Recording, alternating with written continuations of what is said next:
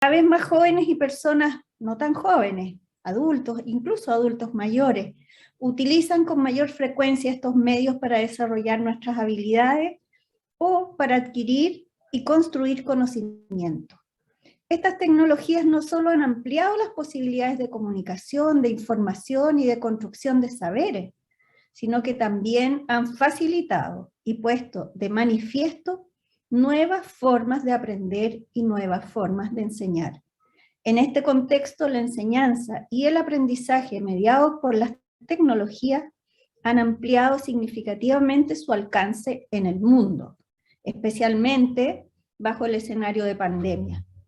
Los cursos e instancias de formación mixta o completamente en línea, en todos los niveles y ámbitos educativos se configuran como una alternativa válida, que ha traído un tremendo aprendizaje a las instituciones y sus comunidades, que debemos considerar, debemos valorar, debemos potenciar, y es muy posible y eventualmente también deseable que esta enseñanza se mantenga en algunas áreas de manera permanente.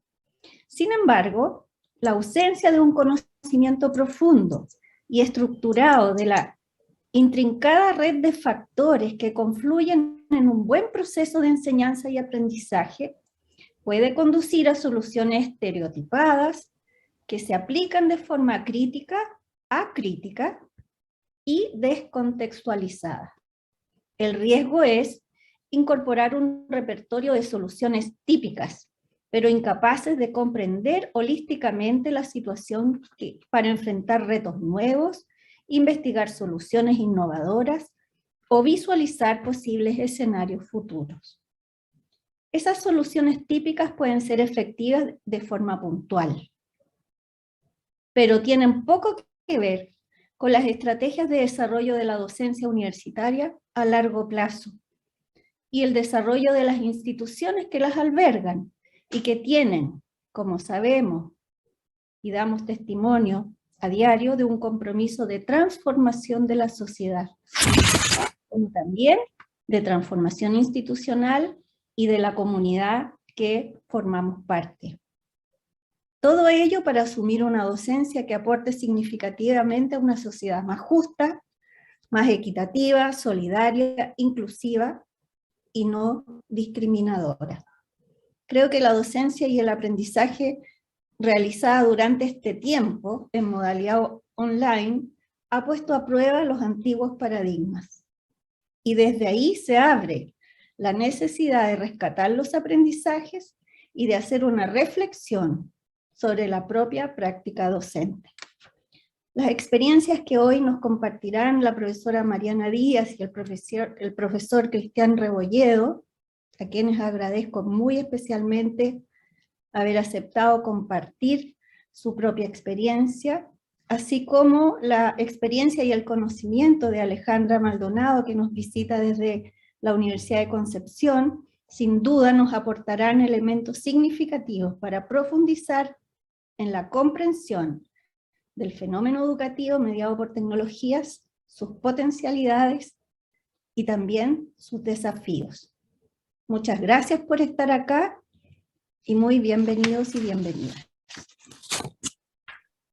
Muchas gracias, Leonor. Comencemos entonces directamente con nuestro panel. Partiremos presentando a nuestros invitados.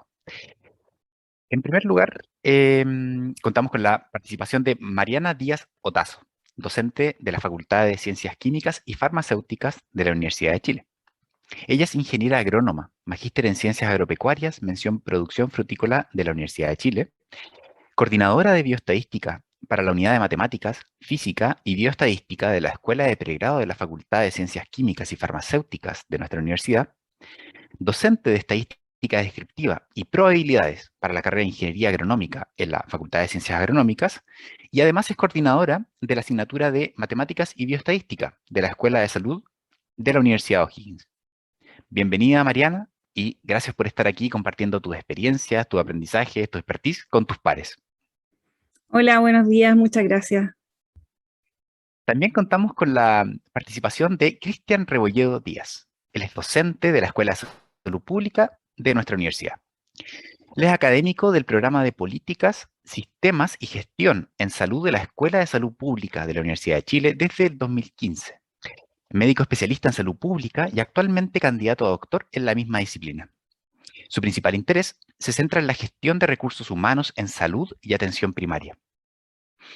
Como docente, ha dedicado esfuerzos durante varios años a la formación en pregrado y posgrado y en la incorporación de metodologías innovadoras de enseñanza en el ámbito de gestión en salud. Actualmente es profesor encargado del ramo de gestión para varias carreras de la Facultad de Medicina y encargado del ramo de implementación de políticas sanitarias en el Magíster de Salud Pública de nuestra misma universidad. Bienvenido, Cristian. Gracias también por tu generosidad al compartir tu tiempo y experiencia con nosotras y nosotros. Hola, un gusto estar acá. El gusto es todo nuestro. Finalmente me gustaría presentar a Alejandra Maldonado Trapp. Ella es directora ejecutiva de IDEC Lab de la Universidad de Concepción. Ella es académica del Departamento de Física de la Universidad de Concepción, doctora en física con un postdoctorado en el Instituto Tecnológico de Massachusetts. En el postdoc en el MIT, trabajó en el programa online de formación continua MIT X Pro Quantum Curriculum. Sus áreas de investigación son aprendizaje activo, analíticas de aprendizaje y entrenamiento docente. Actualmente es directora ejecutiva de IDEC Lab, el Laboratorio de Innovación e Investigación Educativa de la UDEC, encargada también de la mesa de ayuda Docencia en Línea de la misma universidad y de las páginas web docentesenlinea.udec.cl y estudiantesenlinea.udec.cl. Siempre un gusto saludar a alguien de una universidad amiga. Alejandra, bienvenida. Muchas gracias, Tomás, por la presentación y por la invitación. Yo súper contenta de estar aquí compartiendo con ustedes. Muchas gracias. Bien, la estructura de la actividad que tenemos hoy día es la siguiente. Tenemos 10 minutos aproximados por panelista de exposición. Luego vamos a contar con el comentario de Alejandra. Y finalmente, por supuesto, vamos a tener espacio y tiempo para preguntas. Vamos a comenzar por la primera experiencia. ¿Sí? Invitamos entonces a la profesora Mariana Díaz Otazo a que nos cuente la primera experiencia. Y les recordamos desde ya que pueden compartir sus preguntas y comentarios en el cuadro de chat. Muchas gracias, Tomás. Agradezco la invitación. Muy feliz de estar acá contando una experiencia docente. Esto se enmarca en la socialización de experiencias docentes en contexto de enseñanza, en contexto de enseñanza remota, ¿sí? El título de la presentación se denomina Creación de un infograma como estrategia visual de aprendizaje de la regresión lineal simple. El contexto, es muy importante el contexto, ¿sí? Se desarrolló en el curso de Estadística y Análisis de Datos en la versión otoño 2020, es decir, primer semestre de pandemia. Este es un curso de formación básica, ciclo básico, perteneciente a tercer semestre y otorga 3 créditos. Se imparte para las carreras de Química y Farmacia, Bioquímica, Química e Ingeniería en Alimentos, y se enmarca también en el proceso de innovación curricular de las carreras de la facultad, donde se busca una aproximación al ámbito profesional y una vinculación con otras asignaturas. El curso contó en esta versión con 183 estudiantes divididos en 4 secciones. Y la actividad se denominó Creación de un infograma como estrategia visual del aprendizaje de la regresión lineal simple. Nuevamente cito el contexto, no fue una actividad que originalmente estaba en la planificación, sino que fue una flexibilización de acuerdo al contexto que vivimos en pandemia. Hay que situarse muy bien en ese escenario. Y quisimos cambiar lo que tradicionalmente habíamos establecido, que era un informe técnico, más bien técnico, con una estructura dada, una introducción, materiales y métodos, ¿cierto? Conocemos la estructura de un informe clásico. Quisimos dar un vuelco. Y esto se enmarcó en las temáticas de estrategias de aprendizaje activo y o colaborativo. Buscamos también, es un trabajo que se desarrolló grupalmente. En esta ocasión fueron 3 participantes los que desarrollaron el trabajo, y también se enmarca en la evaluación de aprendizajes.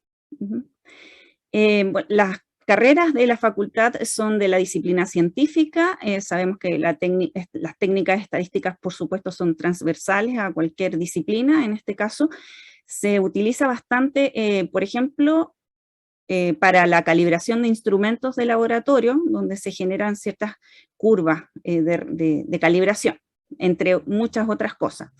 Pensamos por qué seleccionar esta estrategia de evaluación, y en realidad resolvimos que era una estrategia que seleccionamos por su simplicidad y versatilidad. Es un instrumento visual y busca resumir figurativamente información a través de medios visuales o esquemas. Entonces hay procesos asociados a su construcción.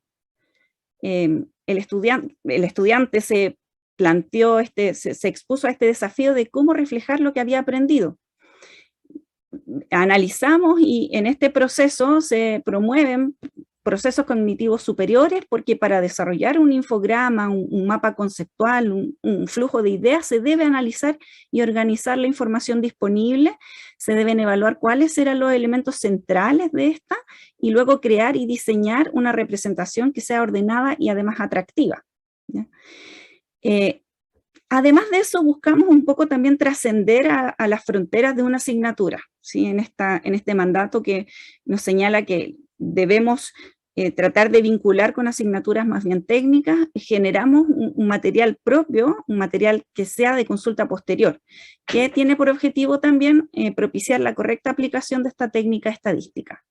El formato de trabajo fue un formato libre, debían presentar a través de la aplicación de la técnica mediante un ejemplo que ellos debían buscar dentro de su perfil profesional, y los requisitos, eso sí, de esta presentación de infograma es que debía tener un gráfico de dispersión, la ecuación del modelo que se estaba trabajando, la salida estadística, independiente del software que utilizaran, también era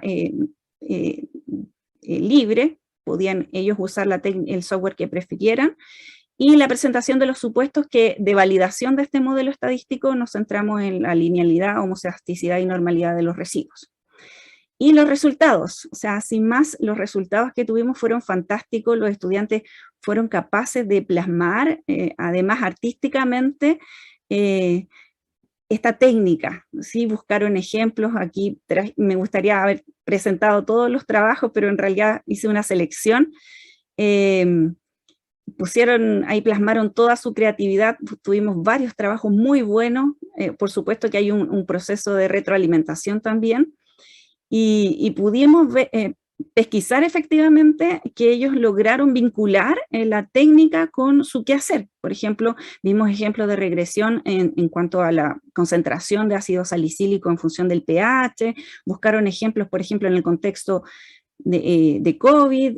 Aquí habían unos ejemplos de precipitación y partículas en suspensión, producción de biomasa en función del pH del suelo, producción de biomasa de un cultivo, intensidad de señal de un HPLC versus concentración de cobre, concentración de CO2 en función del año. Entonces fue bastante provechoso. Efecto de la dosis de un fármaco en la disminución del ritmo cardíaco, o sea, diversos ejemplos de la aplicación de la técnica presentadas de manera visual. Quedamos muy contentos con los resultados.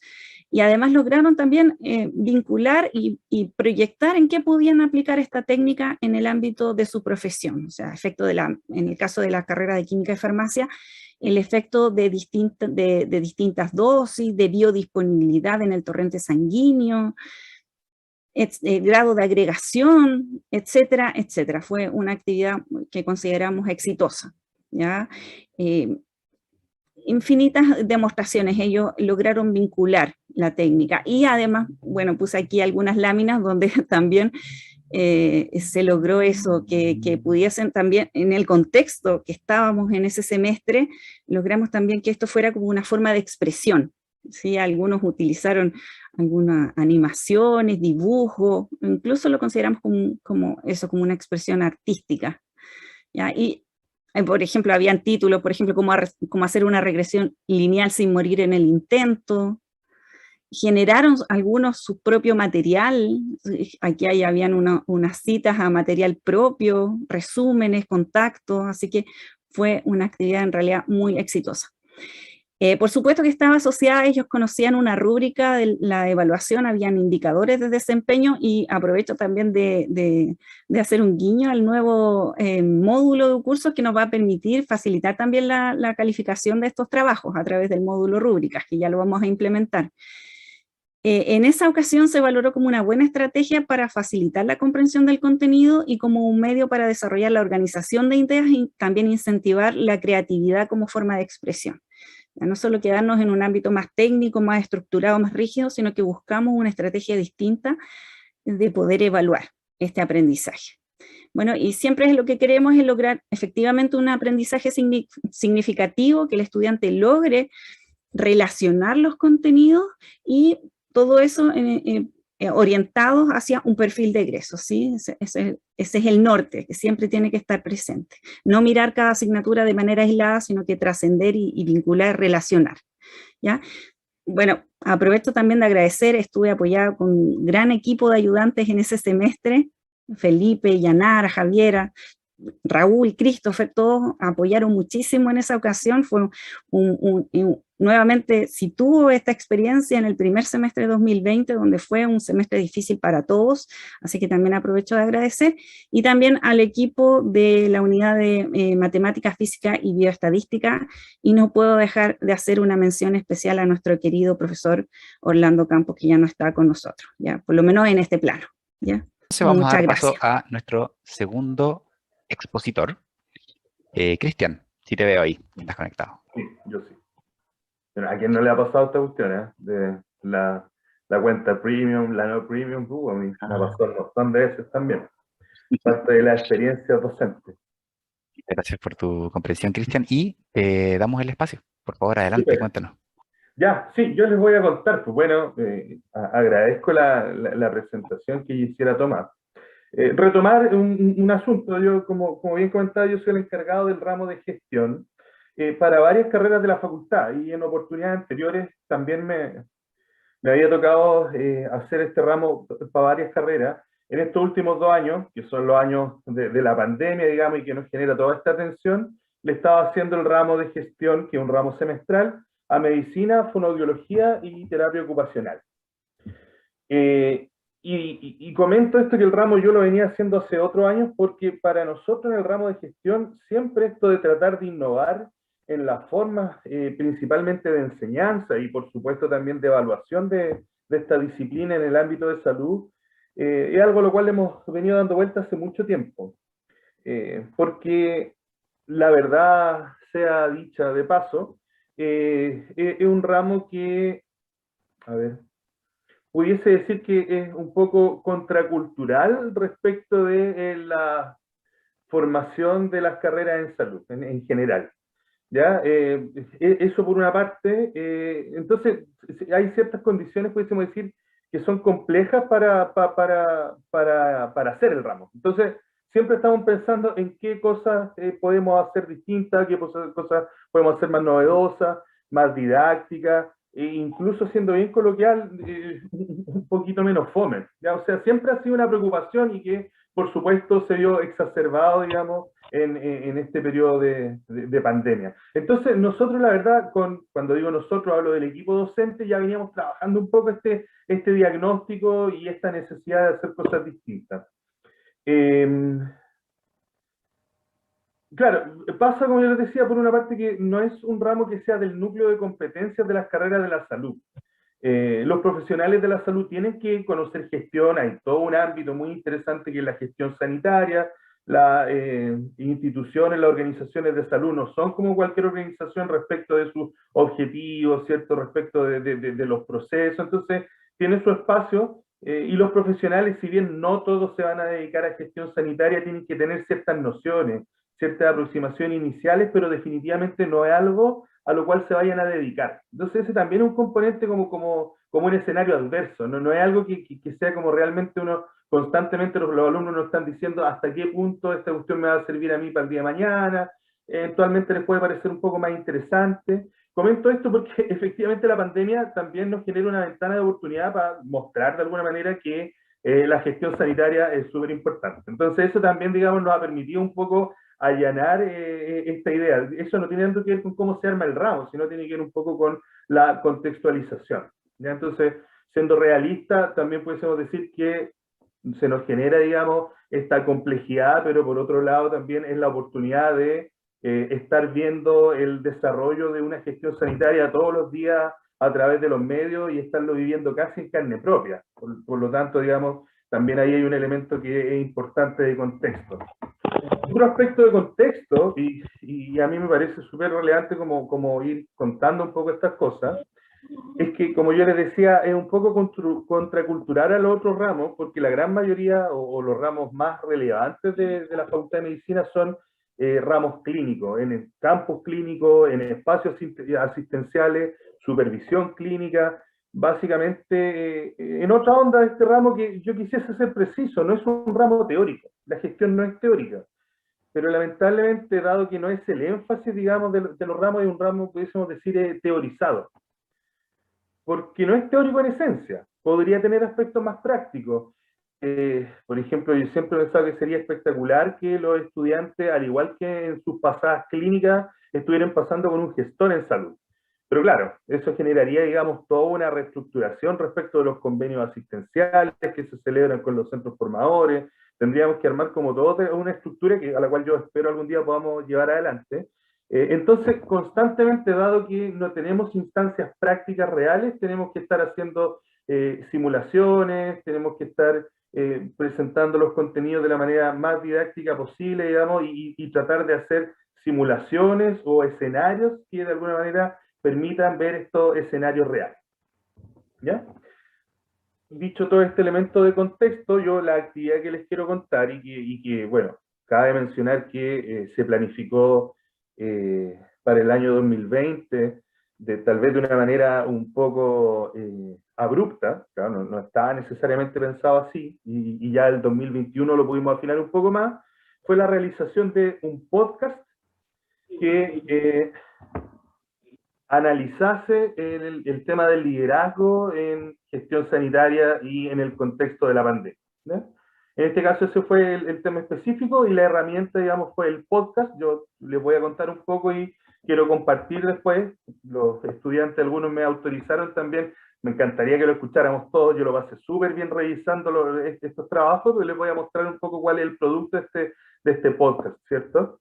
Que recogía el concepto de liderazgo, que el concepto de liderazgo es uno de los contenidos del ramo, ¿cierto?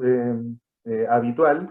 Y por otro lado, es un contenido que también es un poco árido para los estudiantes, porque y ustedes también lo deben saber por experiencia personal, no es tan objetivo, no es tan concreto, incluso no es tan positivista, digamos, como los otros contenidos que tienen estudiantes de medicina, terapia ocupacional, fonoaudiología, tecnología médica, sino que tiene estos componentes que son un poco más subjetivos. Siempre ha costado que de repente los alumnos, y siendo bien honestos, de repente como que le tomen el peso a esta cuestión, de repente lo ven como algo muy etéreo, como algo un poco sencillo, un poco superficial, entonces ya siempre hemos tenido como dificultades para entrarle y nos pareció, digamos, de que esta actividad práctica podía, digamos, resultar bastante bien. Entonces, como yo les comentaba, fue interesante poder llevarlo adelante considerando el tema del liderazgo. El primer año lo hicimos de las autoridades durante la pandemia, ¿ya? Así como bien general. Al segundo año lo depuramos un poco más, este año 2021, y fue como enfocado en algunos componentes particulares de la gestión. Esta diferencia fue porque nosotros mismos estábamos viendo cómo podíamos orientarlo mejor. Entonces, el segundo año ya nosotros le entregamos un ámbito, por ejemplo, vuelta a clase, el plan paso a paso, el tema de la vacunación. El primer año no había vacunación todavía, ¿cierto? Por ejemplo. Entonces, eso pudo acotar un poco más y de esa manera también los alumnos también pueden enfocarse un poco más. Es importante eso porque hubiese sido imposible no tocar el tema de pandemia en un ramo de salud pública, o sea, eso me parece que también es importante. Comentar un par de cosas respecto de los podcasts, me parece relevante, ¿cierto?, en esta presentación. El podcast es un contenido de audio que ha tenido popularidad, una serie de variantes de los últimos 15 años. Los primeros podcasts salieron a mediados de la década del año pasado. Se llama podcast, porque en el fondo es como la contracción de iPod, que eran los dispositivos un dispositivo de audio en particular. Ahora, obviamente esto no está limitado solamente a los iPods, ¿cierto?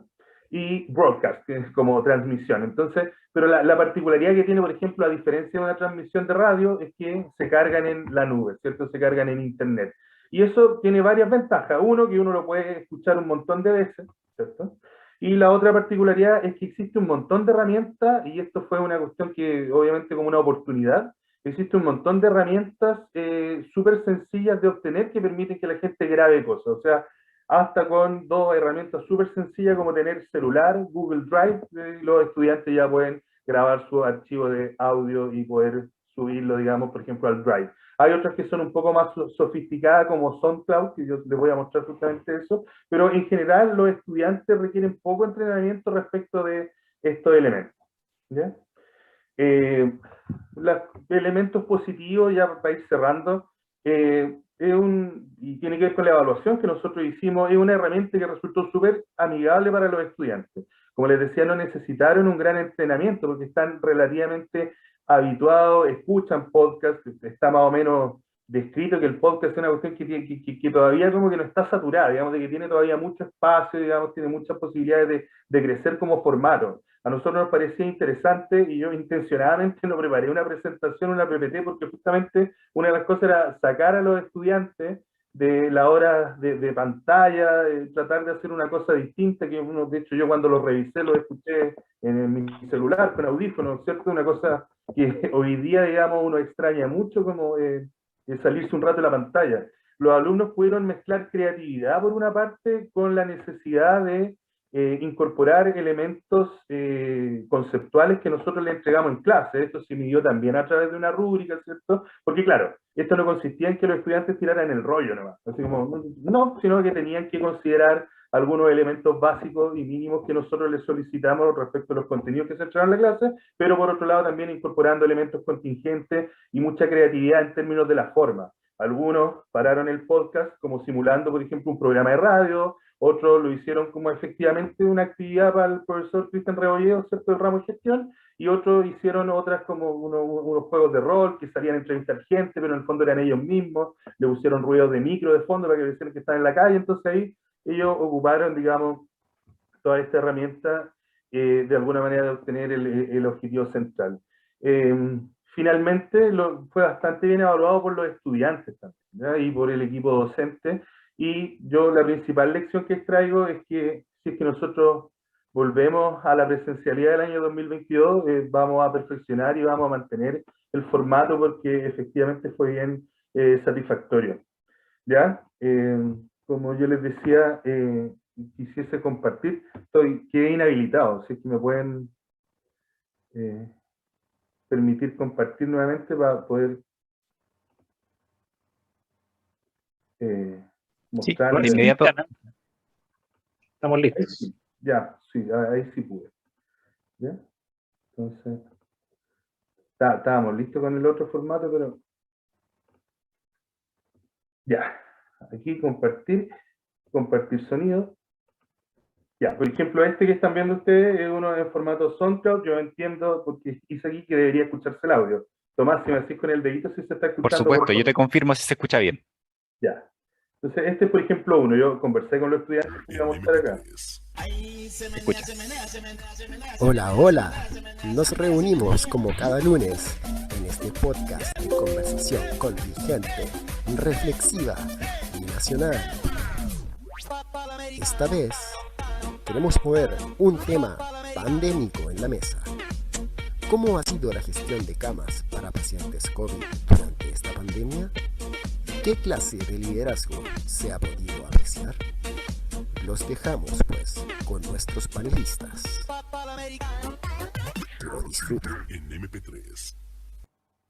Conversando hoy día con nosotros estarán Marcelo Ferrada, Constanza Cornejo. En sus inicios, donde era necesario un direccionamiento dinámico y urgente en temas de suma importancia, se optó por un estilo de liderazgo que impresionaba ser transaccional negativo. Entonces, como ustedes pueden ver, ellos, claro, dijeron que era como un capítulo, hicieron la simulación y después ustedes pueden ver que ellos mismos comentan eso, o liderazgo transaccional, eso claramente son contenidos de la materia.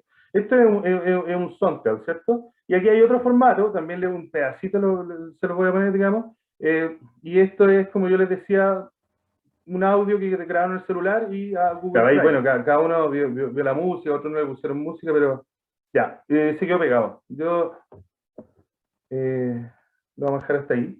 Bueno, eso era mostrarlo. Como les decía yo, fue una experiencia bien positiva. Yo creo que la vamos a seguir utilizando. A los estudiantes también les gustó. El tema es que, claro, es un tema bastante contingente. Bueno, vamos a poder seguir hablando de la pandemia probablemente varios años más en salud pública.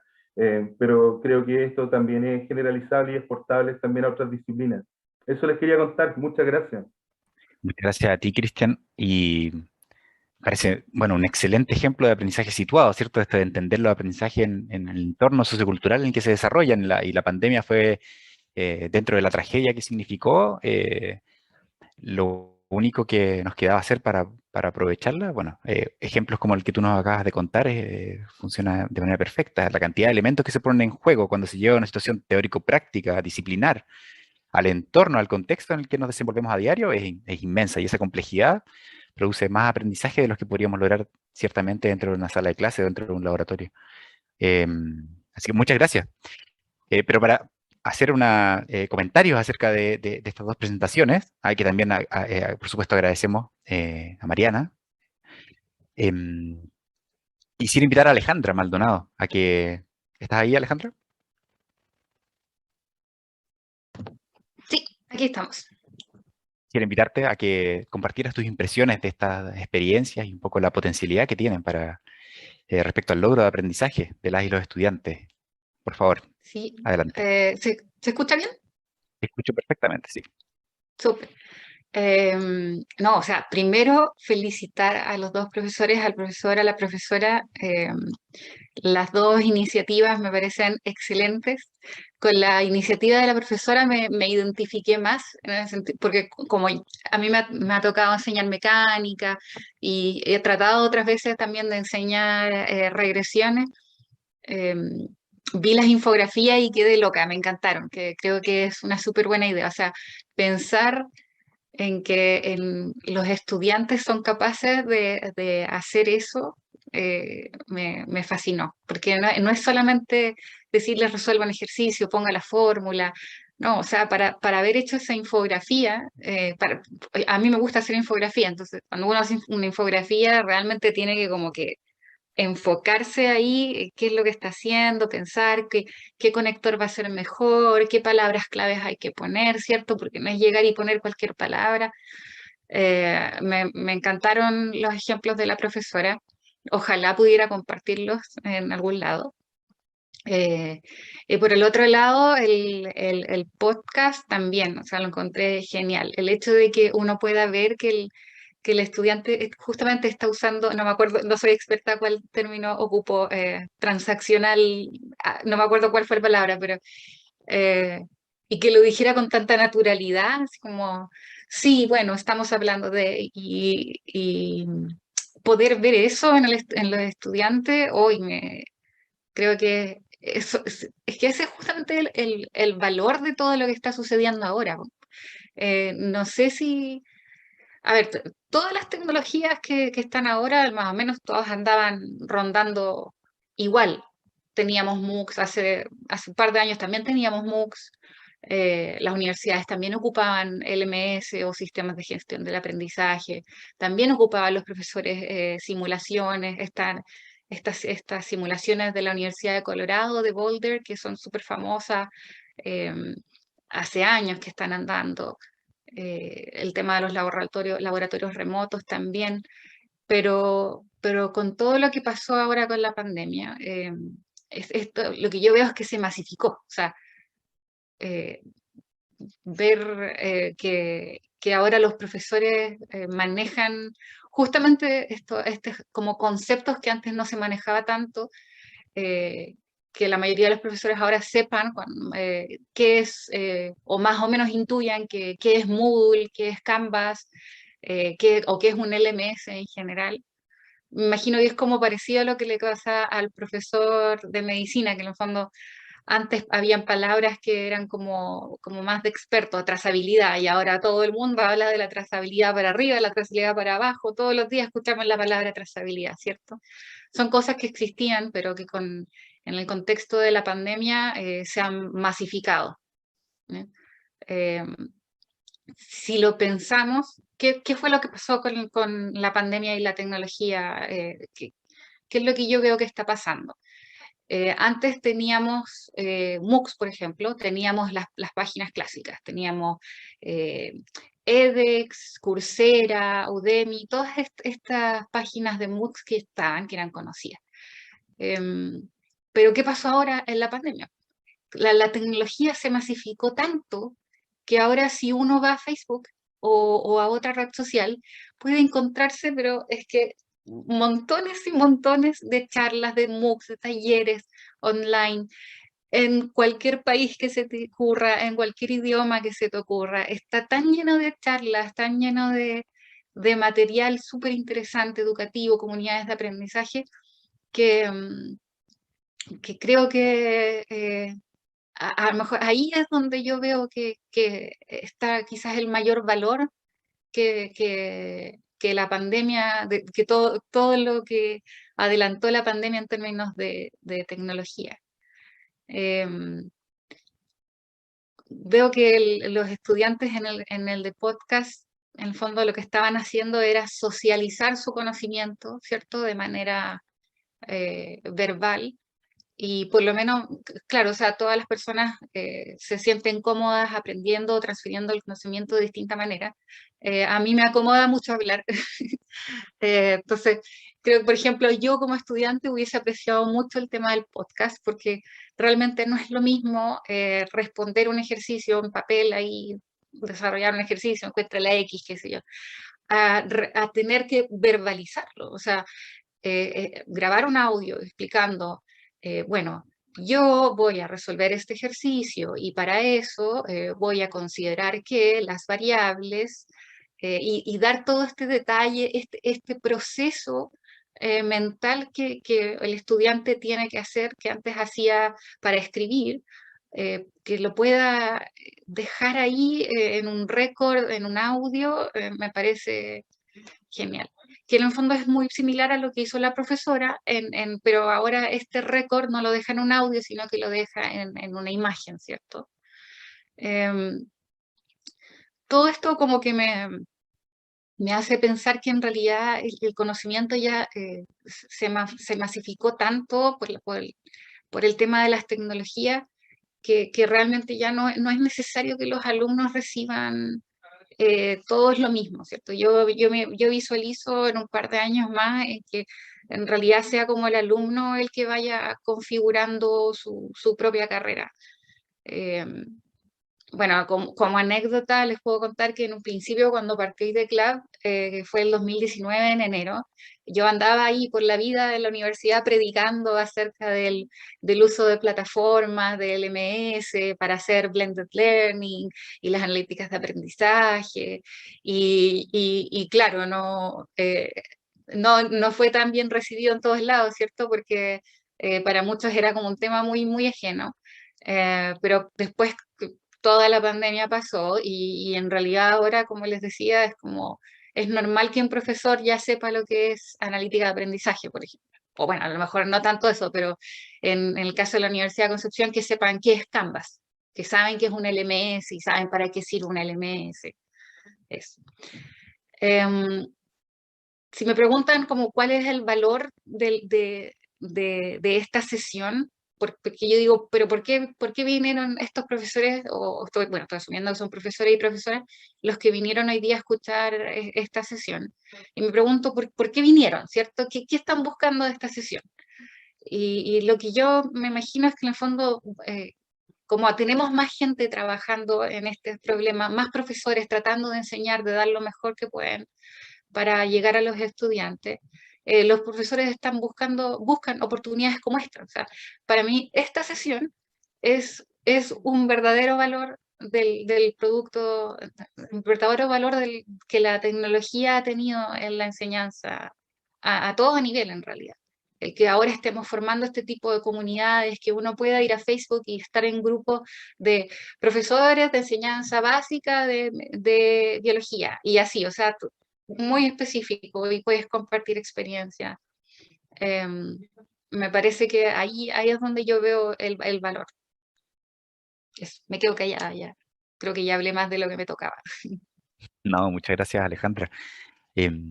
Sí, dada la primera como interrupción que tuvimos, se me olvidó comentar que, bueno, nos llegaron comentarios también para Mariana.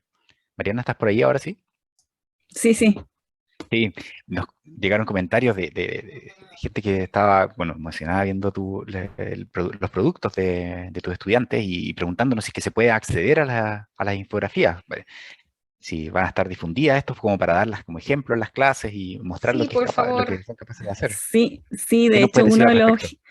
eso fue uno de los objetivos también, generar un material, como les decía, trascender más allá de las fronteras que pueda significar un curso, sobre todo pensando en estadística que es tan transversal a cualquier disciplina, y que podamos compartir. De hecho, estaba pensando en ya incorporando no solo que se genere un infograma, quizás puede ser un material como un Google Sites o algo así, o también compartir desde ahí experiencias de los propios compañeros hacia generaciones que vengan a quizás cambiar los temas. O sea, nosotros hacemos cursos de estadística también en octavo semestre, ya en un segundo ciclo, como más contextualizado al ámbito profesional y incorporamos esta estrategia también de infograma.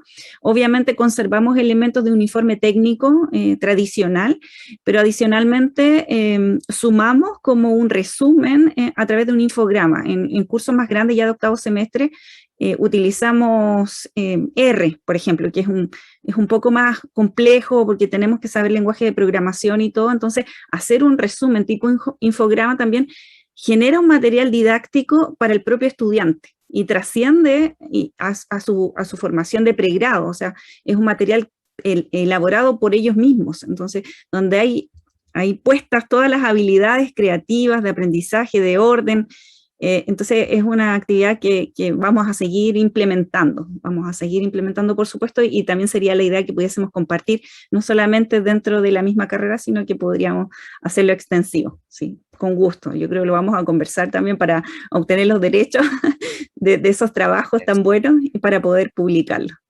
Y ciertamente con el permiso de tus estudiantes, pero nos comentaban en el chat en la sesión anterior que daban ganas de leer las infografías en detalle y cada una para poder apreciar mejor el trabajo de tus estudiantes. Muchas gracias por compartirla. ¿Qué programa, nos De preguntaron nada. también, qué programa utilizaron para crearlas? ¿O qué plataforma, qué página?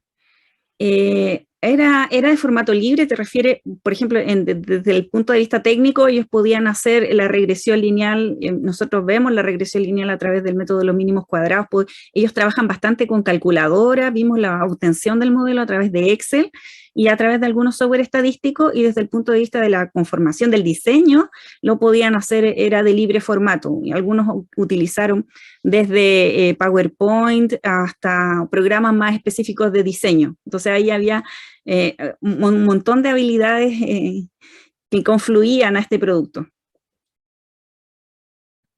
Muchas gracias.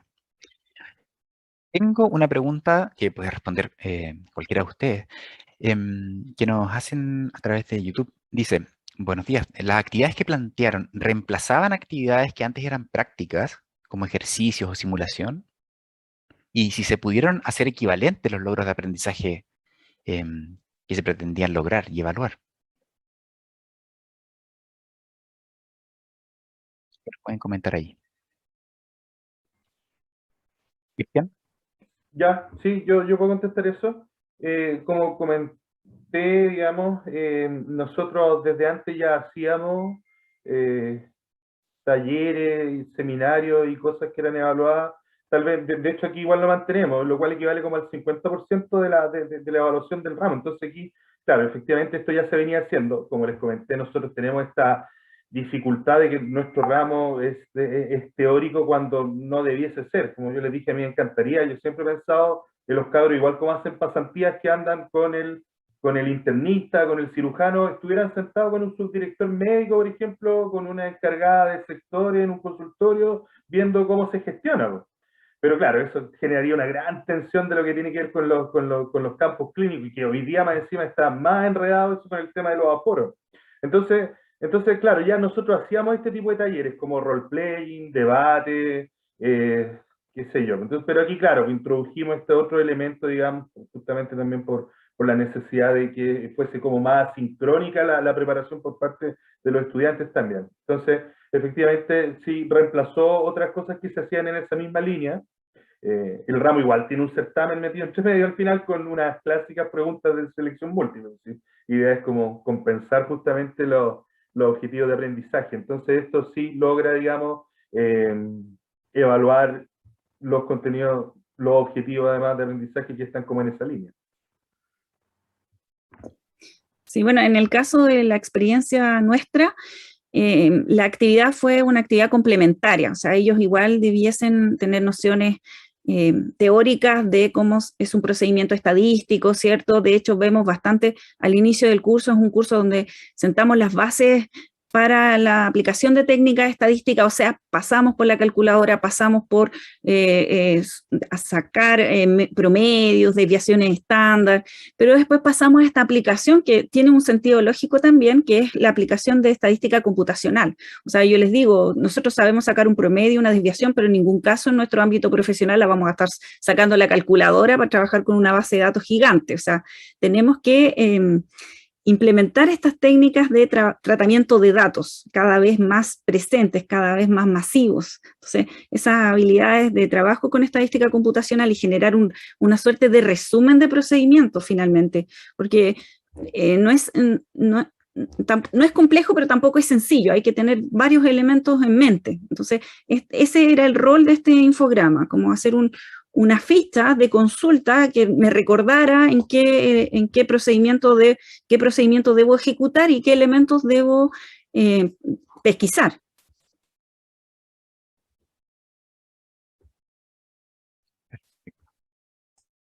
Gracias. Sí, y al mismo tiempo llevar como un plano más, tal vez dentro de lo visual, algo que es a veces abstracto, como la estadística, al menos lo que yo recuerdo, y algunas de las pesadillas que aún tengo de haberlo estudiado, cuando a veces está esta dificultad, esta brecha entre llevar conceptos demasiado abstractos y fórmulas al mundo real, y entender que es algo con lo que lidiamos en el día a día. Ese ejercicio, sin duda, bueno, se logran aprendizajes muy complejos al momento de ejercitarlo y en este caso, en tu caso específico, los infogramas son como una especie de facilitador de ese proceso, así que fantástico. Tengo una pregunta para Alejandra. Tiene que ver con innovaciones en general se han dado en un contexto especial, ¿cierto? Que nos ha de alguna manera forzado, sobre todo al comienzo, recuerdo del 2020, a transitar esta docencia remota en un contexto bien de emergencia. Sin embargo, según hemos ido avanzando y se han puesto en práctica diversas innovaciones, nos hemos ido dando cuenta, podemos verlo en las experiencias de Cristian, de Mariana, que son perfectamente como que se pueden mantener en el tiempo, ¿cierto? No sé qué opinas de esto, qué aspectos o qué acciones de estas innovaciones desarrolladas en contexto de enseñanza remota eh, podrían mantenerse una vez que volvamos a la presencialidad. ¿Qué opinas de eso, Alejandra? Ahí sí. Sí, o sea, definitivamente hay cosas que creo que se van a mantener. Al principio, cuando recién partió todo esto, yo pensaba como, sí, obvio que cuando volvamos se va a mantener y se va a mantener seguramente, no sé, que los profesores suban los videos de clase.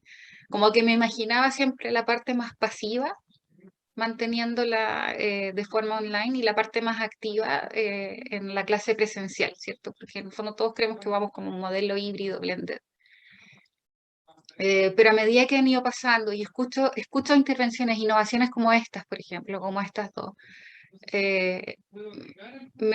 ya no, como que he ido cambiando de opinión. Creo que ya no necesariamente lo que se puede seguir implementando va a ser algo menos activo, porque en realidad, o sea, aquí mismo los dos profesores ocuparon dos innovaciones que claramente apuntan al aprendizaje activo, que permiten que los estudiantes alcancen niveles superiores y que se pueden seguir implementando exactamente de la misma manera. Entonces creo que este tipo de innovaciones tiene que mantenerse.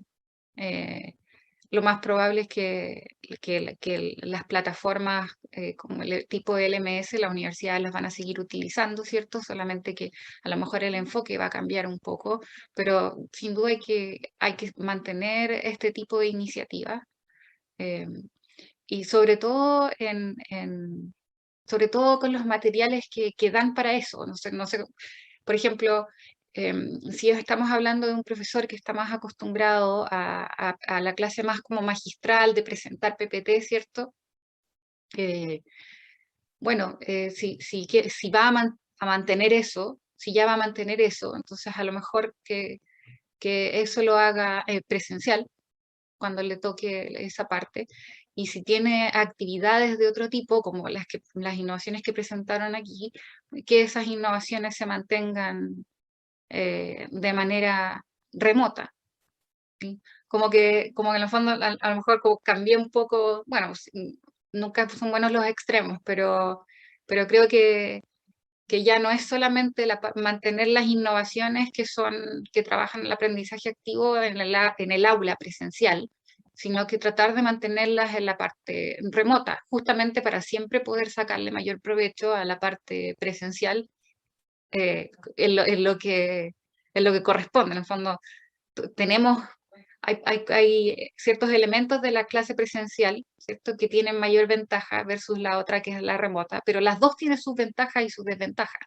Entonces creo que lo importante es que los profesores cuando traten de volver piensen en cuáles son las ventajas de su innovación, como realmente pensar, esta innovación queda mejor en presencial o queda mejor en remoto, y con eso tomar la decisión de si es que la van a mantener así o la van a adaptar.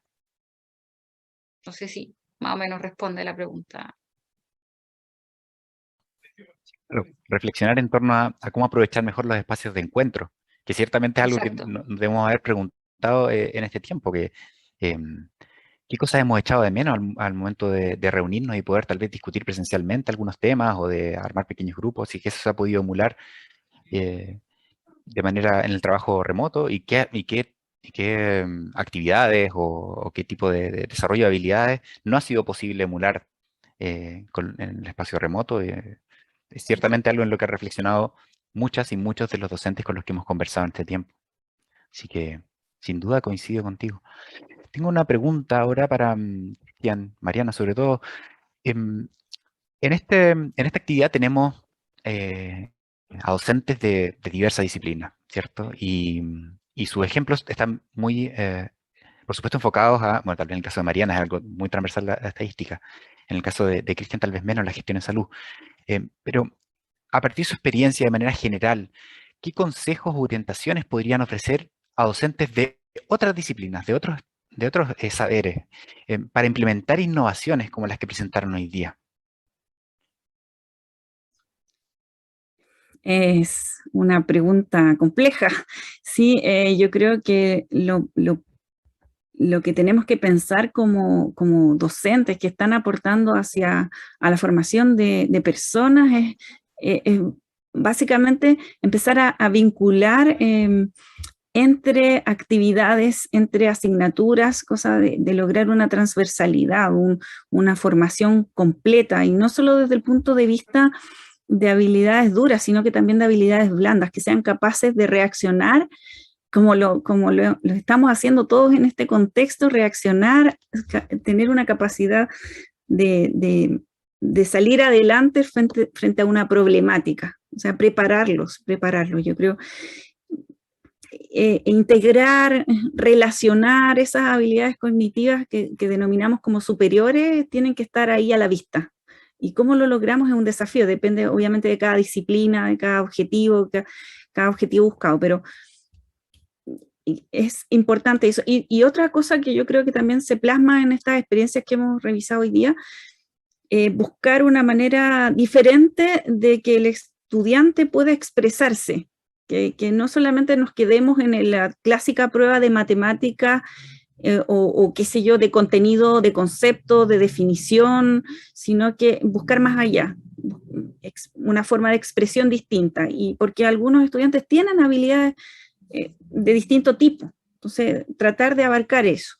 Bueno, y siempre hay algo que yo les menciono a los estudiantes, cómo saber cómo nos importa un estudiante. Eso es muy sencillo, muy fácil, sacándolo al azar. O sea, cada uno de ellos es tan importante en su complejidad y cada uno de ellos es un mundo distinto. O sea, yo que trabajo en estadística, la estadística es riqueza, la variabilidad es riqueza y tenemos que tratar de aprovecharla. No hay una receta, yo creo que ahí depende de los objetivos de cada asignatura. Mira, y justo Alfredo nos comenta acerca de tu experiencia. Dice, hola a todos, las infografías son una excelente herramienta para trabajar también de manera presencial. En nuestra experiencia realizando un CFG en la Facultad de Odontología en los años 2014 y 2017, realizábamos una jornada de exposición de infografías hechos por nuestros estudiantes, invitando a todos los estamentos y donde los alumnos explicaban sus trabajos que abarcaban distintas temáticas. Justo algo que tú mencionabas respecto a las habilidades transversales, ¿cierto? Como podía ser la comunicación, la capacidad de presentar, es algo que se pone en juego a la hora de trabajar con una infografía que pudieran presentar después versus un informe escrito o una prueba de selección múltiple, ciertamente, donde es mucho más difícil lograr el desarrollo de ese tipo de habilidades. Muchas gracias, Alfredo, por tu comentario. ¿Estás de acuerdo, Mariana? Sí, absolutamente. O sea, yo creo que pensando en algo que se pensaba como un reemplazo, yo creo que no es un reemplazo, yo creo que hay un complemento. Podemos, efectivamente, hay logros que se evalúan de cierta manera, ¿ya? Y, por ejemplo, buscamos, sobre todo en el ámbito de matemáticas, de curso matemático estadístico, donde esperamos que hay procesos cognitivos asociados a eso. Hay una lógica, una deducción, resolver un problema matemático desarrolla ciertos procesos, ¿sí? Pero utilizamos también esta otra beta como más amplia de expresión, de demostración de un aprendizaje significativo, sí. Hay un universo, hay un gran abanico de posibilidades complementarias, no excluyentes en ningún caso. Totalmente de acuerdo, Mariana. Muchas gracias. Cristian, me gustaría hacerte una pregunta, la misma pregunta. Estaba muy documentado que hay una curva de aprendizaje en el desarrollo en el diseño y la implementación de innovaciones docentes. Entonces, si nos pudieras compartir para docentes de distintas disciplinas aquí presentes, ¿qué aprendizaje tuviste tal vez en la primera etapa de implementación de estas innovaciones y qué consejos darías a partir de esos aprendizajes? Sí, pues claro, efectivamente es interesante que he tenido la posibilidad de hacerlo en más de una oportunidad. Y yo creo que una de las cosas es que efectivamente hay que afinar, y eso lamentablemente tiene, tal como tú mencionas, una curva de aprendizaje o ciertos aspectos como de ensayo-error también, ¿cierto? Entonces hay que hacer congeniar elementos más creativos, libres y de expresión de los estudiantes con otros elementos más formales, teóricos, conceptuales que le entregamos. Entonces, la justa medida, ¿cierto? Como pudiésemos decir, el equilibrio entre ambos componentes, de tal manera que el producto sea satisfactorio, que cumpla con los objetivos propuestos, digamos, y que no sufra, digamos, el riesgo sobre todo de caer, y esto me pasa incluso con estudiantes de posgrado. Cuando uno revisa estos temas, por ejemplo, con el Magíster de Salud Pública, de repente la gente cae mucho en la opinología, ¿cachai? Entonces, esa es un riesgo, ¿cierto? Uno transita, digamos, cuando le da como este espacio, digamos, de que mire usted, opine, bueno, profe, usted me dijo que opinara. Ya, pero opine, pero considere los elementos que le estamos entregando en el curso. Entonces, afinar, digamos, una presentación, una rúbrica, ¿cierto? Unos elementos evaluativos, unos términos de referencia que le permitan al alumno sentirse cómodo y expresar. Es muy interesante cuando vemos la creatividad. Y aquí, claro, yo debo comentar que en la Facultad de Medicina, de repente, claro, no hay tantos espacios como probablemente en otras facultades, ¿cierto? Para la libre expresión y la creatividad de los estudiantes, ¿cierto? Los ramos son fisiología, farmacología, y no da mucho para ser creativo. Entonces hay que dar esos espacios. Los alumnos, a mí, en los años que yo he metido en esto, me sorprenden cada vez, por lo tanto hay que generar esos espacios para que nos sorprendan, pero deben ser como conducidos con justicia, digamos, con esta justicia como aristotélica, ¿cierto? Difícil achuntarle entonces, ¿cierto? Cómo generar ambos elementos, pero ese es el principal aprendizaje, es que combinar ambas cosas.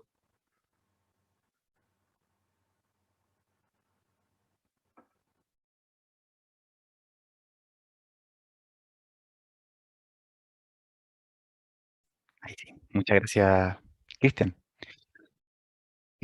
Tenemos tiempo para una última pregunta que me gustaría hacer, Alejandra.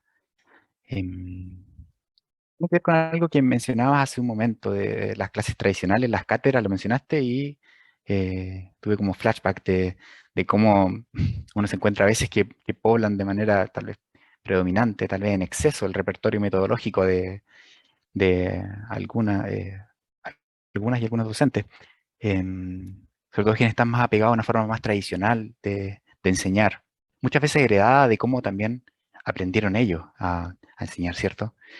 Y que las innovaciones metodológicas o de forma de evaluar o innovaciones docentes en general, como dos buenos ejemplos, dos grandes ejemplos que hemos visto hoy día, nos dan la posibilidad, sobre todo a los estudiantes, de poner en juego a veces habilidades que los diferencian unos de otros, ¿cierto?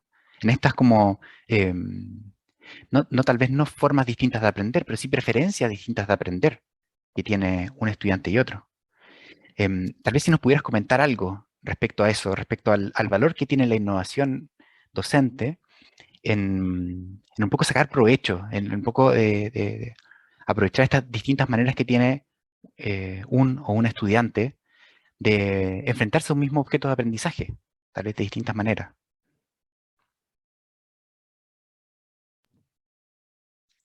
Interesante lo que preguntas, porque justo había estado pensando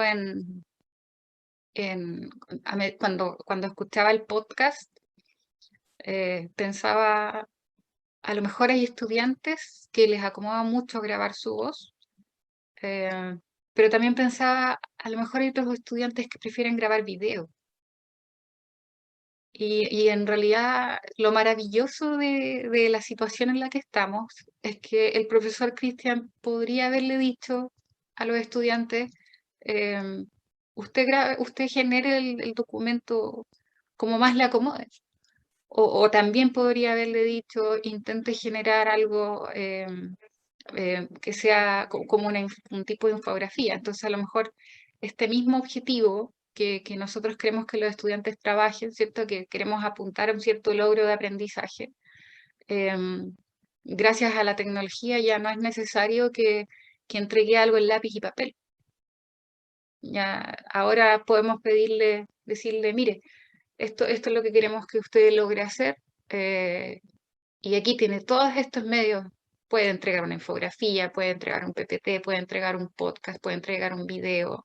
Como vea usted lo que más le acomode. Lo cual para mí es maravilloso. Que está súper alejado de la realidad cuando yo estudié, que era lápiz y papel. Uno podía entregar eso como era el método. No soy tan vieja, pero, o sea, no hace mucho, esto es algo, es nuevo, o sea, y que algo que la pandemia masificó, que los estudiantes ahora puedan decidir. Por supuesto que el profesor tiene que dar la instancia, y eso es lo importante, el profesor tiene que dar la oportunidad para que el estudiante decida como, y razone, y diga, a ver, en realidad, a mí me gusta más transmitir mi conocimiento por voz. No, a mí me gusta más transmitir mi conocimiento con una infografía, con algo más visual, ¿cierto? Pero el profesor tiene que darle la oportunidad al estudiante para que el estudiante como esto del ownership, como que posea sus propias habilidades y diga, así lo voy a hacer mejor, porque esta es mi mejor, así yo me relaciono mejor y decida, voy a Sienta hacer una empoderado, infografía. se sienta empoderado, Exacto, ¿no? exacto. El profesor tiene que ayudar a que el estudiante se empodere, porque si el profesor le dice, entregue un lápiz con lápiz y papel o haga un PDF o entrégueme un programa, no con un código, me refiero, como la profe Mariana, por ejemplo, le puede decir, ya entrégueme el código en R, quiero tantas líneas. No hay mucha alternativa. Pero si la profe Mariana le dice, mire, quiero que este es el objetivo de la actividad, usted vea cómo lo hace. Ahí es donde veo esta tremenda oportunidad. Gracias, Alejandra. De sus palabras, de tanto Alejandra, Cristian, Mariana, se deriva tal vez uno de los sentidos precisamente de este tipo de encuentros y de este ciclo de formación que tenemos en el departamento de pregrado, que es, tal y como tú lo dijiste hace un momento, cómo esto ha significado una oportunidad para reflexionar respecto a la forma en que enseñamos y cómo podemos, me gustó mucho eso que dijiste ahora último, cómo el docente al final es un mediador y un facilitador de que las y los estudiantes den lo mejor de sí mismos, siempre en pos, en logro de ciertos resultados de aprendizaje, ¿cierto? Y bajo ciertos estándares de rigurosidad, como decía Cristian, disciplinar, ¿cierto? A los que se van a tener que enfrentar una vez que salgan al mundo profesional. Y donde, por supuesto, como mencionaba Mariana también hace un momento, las habilidades transversales, ¿cierto? La forma en que comunican una idea compleja, una idea abstracta, va a marcar la diferencia, tanto en su quehacer con otros profesionales que no hayan tenido la oportunidad de tener docentes como ustedes, ¿cierto? Como también con la persona con que traten. Eso, de alguna manera, apela también a su rol como agentes de cambio. Entonces, creo que con sus experiencias, con sus comentarios y su análisis respecto a esta innovación, hemos logrado el objetivo de esta actividad de sobra, y por eso quiero agradecerles por habernos acompañado y haber estado aquí presentes y habernos contado. Vamos a seguir en contacto y vamos a preguntarles cómo les ha ido en este próximo semestre que comienza, y una vez que volvamos a la presencialidad también, si es que siguen manteniendo y qué prácticas siguen manteniendo, porque ciertamente quiero decirles desde mi perspectiva y los comentarios que nos han llegado, los aplausos que nos han llegado de varios canales, es destacable el trabajo que han realizado y hemos aprendido mucho de sus experiencias. Así que muchas gracias. Como anuncio, solamente me dijeron que tenía que comunicar que durante octubre retomaremos el ciclo de formación y realizaremos paneles de socialización de experiencias de docencia en primer año, que es una de las áreas de particular atención en el trabajo del departamento de pregrado, ¿cierto? El primer año, como este tiempo crítico, etapa crítica dentro del proceso de aprendizaje y del logro del perfil de egreso, que es cuando los estudiantes, por supuesto, llegan a nuestra universidad. Y vamos a tener paneles allí de conversación acerca de esta etapa del ciclo formativo. Y avisaremos oportunamente, por supuesto, a través de los nuevos canales de difusión que hemos utilizado hasta ahora. Muchas gracias a las autoridades y las y los docentes presentes en esta actividad, y especialmente, por supuesto, a Alejandra, Cristian y Mariana por habernos acompañado esta mañana. Mi colega Pablo les va a compartir una breve encuesta de retroalimentación de esta actividad para que nos sigan ayudando a mejorarlas, como siempre lo han hecho. Y los dejo desde ya invitados a permanecer atentos a nuestras actividades futuras. Muchas gracias y un saludo. Que tengan muy buen día. Hasta luego, gracias. Chao. Muchas gracias. Chao. Muchas gracias. Muchas gracias. Chao. Chao. Gracias. Chao.